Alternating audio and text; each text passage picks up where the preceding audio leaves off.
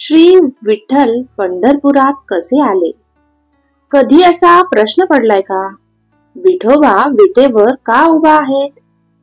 ते महाराष्ट्रातच का प्रकट झाले? पंढरपूर हेच तीर्थक्षेत्र का बनले? ही गोष्ट फक्त एक पौराणिक आख्यायिका नाही, तर ही एक भक्त आणि देव यांच्यातील नात्याची कहाणी आहे. ही गोष्ट सांगताना आपल्यालाही वाटतं, देव फक्त मंदिरात नसतो, तर तो भक्तांच्या प्रेमात असतो. चला तर मग जाणून घेऊया ही अस्सल, रंजक आणि हृदयस्पर्शी कहाणी. नमस्कार मित्रांनो, स्वागत आहे तुमचं युथिंग 24 या आपल्या YouTube चॅनलवर. चला तर मग आजच्या कहाणीला सुरुवात करूया. दक्षिणेकडील घरात जन्मलेली गोष्ट. दक्षिणात्य भूमीतील एक मोठं ब्राह्मण घर. त्या घरात राहणारे होते पुरुषोत्तम आणि त्यांची पत्नी. धार्मिक, श्रद्धाळू आणि वृद्ध त्यांचा मुलगा पुंडलिक. नावाप्रमाणेच तेजस्वी, पण संसारात गडलेला. लग्न झाल्यावर पुंडलिक पूर्णपणे पत्नीच्या प्रेमात गुंतला. त्याला आई वडिलांची फारशी पर्वा उरली नव्हती. त्यांच्या वृद्ध आई वडिलांना घरात अपमान सहन करावा लागत होता. हे पाहून त्यांनी एक दिवस निर्णय घेतला की आपण घर सोडून तीर्थ यात्रेला निघायचं. कोणतीही तक्रार न करता ते चालत निघाले पंढरपूरच्या दिशेने. पुंडलिकचा प्रवास आणि आत्मबोध. आई वडिलांच्या अचानक जाण्याची बातमी कळल्यावर पुंडलिक घाबरला. पत्नी बरोबर त्याने त्यांच्या मागे पंढरपूरला जायच्या दिशेने प्रवास सुरू केला. वाटेत त्यांना एक आश्रम दिसला. तिथे कुशध्वज ऋषी तपश्चर्येत होते. त्यांनी पुंडलिकला सांगितलं की संसाराचं खरं पावित्र्य म्हणजे वृद्धांच्या, आई वडिलांच्या सेवेनेच मिळतं. पुंडलिकाच्या डोळ्याचं पलट उघडलं. आई वडिलांचं महत्व त्याला समजलं. तो घराकडे परत आला आणि पूर्ण बदलला. भक्ती आणि परीक्षेचा क्षण. पुंडलिक आता पूर्णपणे बदलला. आई वडिलांना रोज अन्न देणं, त्यांचे पाय धुणं, त्यांच्यासाठी प्रार्थना करणं हेच त्याचं जीवन झालं.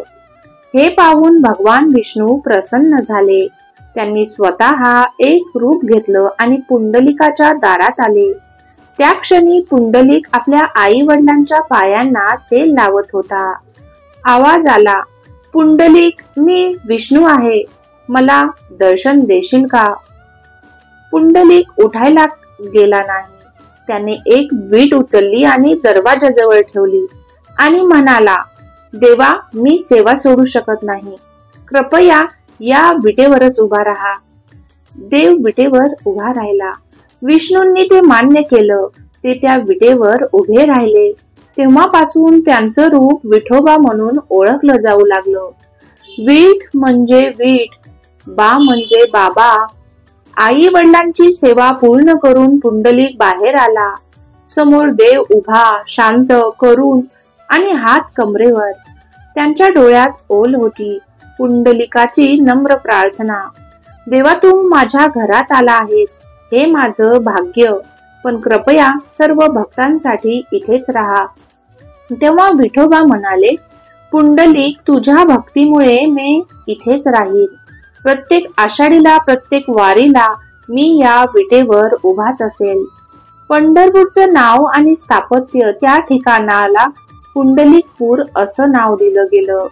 पुढे त्यांचं अपभ्रंश रूप पंढरपूर झालं. विठोबांचं मंदिर यादव राजांच्या काळात उभं राहिलं. मंदिराचं स्थापत्य, प्रवेशद्वार, शिखर आणि मुख्य गाभारा हे भक्तांच्या दानातून आणि राज्याच्या साह्याने तयार झालं. हे मंदिर केवळ एक वास्तू नाही, तर ते आहे भक्तीचं केंद्र. रुक्माईचा समावेश. पुंडलिकाची कथा इतकी प्रसिद्ध झाली की रुक्मिणी देवी म्हणजेच विष्णूंची पत्नी सुद्धा तिथे आली.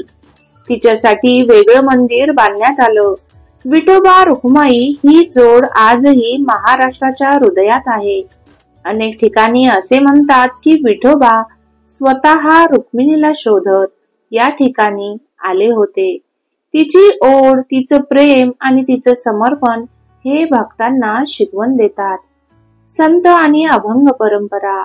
संत नामदेव, तुकाराम, चोखामेळा, सावतामाळी, जनाबाई या सर्व संतांनी विठोबाला आपला सखा मानला. त्यांच्या अभंगामध्ये विठोबाचं वर्णन प्रेमळ, निरपेक्ष आणि जवळचं असं केलं गेलं. आम्हा घरी धन शब्दांचीच रत्ने, शब्दांचीच शस्त्रे यत्न करू. विठोबाची भक्ती ही शब्दातून, कीर्तनातून आणि वारीतून प्रकट होते. वारी म्हणजे भक्तीचा सागर. दरवर्षी आषाढी एकादशीला लाखो वारकरी पंढरपूरला चालत जातात. पालख्या, फड, हरिपाठ, अभंग, टाळ, मृदुंग यांसह ही यात्रा सजीव होते. वारी म्हणजे केवळ चाल नाही, तर ती आहे आत्मशुद्धीची चाल, सामाजिक समतेचं दर्शन आणि भक्तींचं सामर्थ्य. मूर्तीचं दर्शन. विठोबाची मूर्ती काळीशाळ, दोन्ही हात कमरेवर, गळ्यात तुळशी हार, डोक्यावर शेंदूर लावलेला मुकुट, डोळे शांत, समाधिस्थ आणि मायेने भरलेले. त्याची उभी मुद्रा सांगते, मी इथेच आहे, वाट पाहतोय, ये भक्तांनो, मी तुमच्यासाठीच उभा आहे. आजही प्रतीक्षा चालूच आहे. इतक्या शतकानंतरही विठोबा त्या विटेवर उभा आहेत. आणि का? कारण तो अजूनही वाट पाहतोय आपल्या भक्तांची. तो कोणत्याही जातीचा नसतो, तो सर्वांचा असतो. माळी, महार, ब्राह्मण, कुणबी, भिल्ल जो भक्ती करतो तो विठोबाचाच. श्री विठोबा म्हणजे प्रतीक्षेत उभा असलेला देव. पुंडलिकाची निस्वार्थ सेवा म्हणजे विठोबाच्या प्रकट रूपाची प्रेरणा. पंढरपूर म्हणजे भक्ती, समर्पण आणि आपुलकीचं तीर्थ. आजही जर तुम्ही विठोबाला हाक मारली तर ते धावून ऐकतात, कारण तो अजूनही त्या विटेवरच उभा आहे. पुंडलिकासारखं मन शुद्ध ठेवा, विठोबाचं नामस्मरण करा आणि पंढरपूर वारीला एकदा तरी नक्की जा. तर मित्रांनो, ही होती पंढरपूरच्या विठ्ठलाची कथा. जर ही कथा तुम्हाला आवडली असेल तर प्लीज माझ्या चॅनलला म्हणजे युथिंग 24 या चॅनलला लाईक करा आणि सबस्क्राईब करायचे विसरू नका.